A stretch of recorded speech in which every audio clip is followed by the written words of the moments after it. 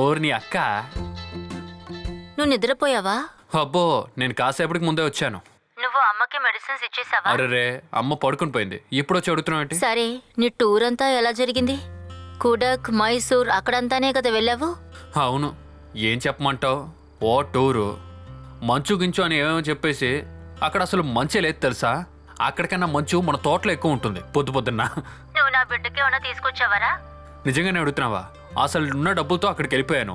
అందరూ పర్చేస్కి వెళ్తా ఉంటే నేను మాత్రం అక్కడ పడుకునిపోయాను. నువ్వు ఒక్కదానివి. నేను ఒకటి కొని తెచ్చాను తెలుసా.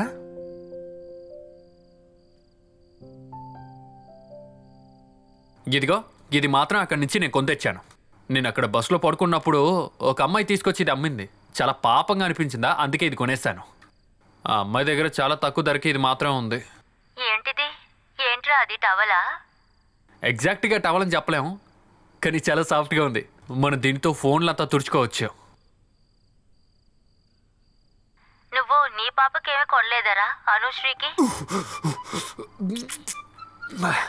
పేరు చెప్పగానే ఎంత భయపడుతున్నాడో చూడు. టెన్షన్ అంతా ఏం కాదు, ఈ నెయిల్ కటర్ అస్సలు బాగాలేదు.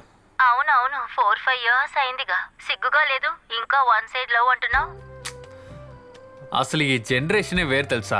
జనరేషన్ ఎలా ఉన్నా లవ్ అనేది ఒకటేరా. ఇప్పుడు కూడా నువ్వు ఆ బొమ్మని హక్ చేసే కదా పడుకుంటున్నావు.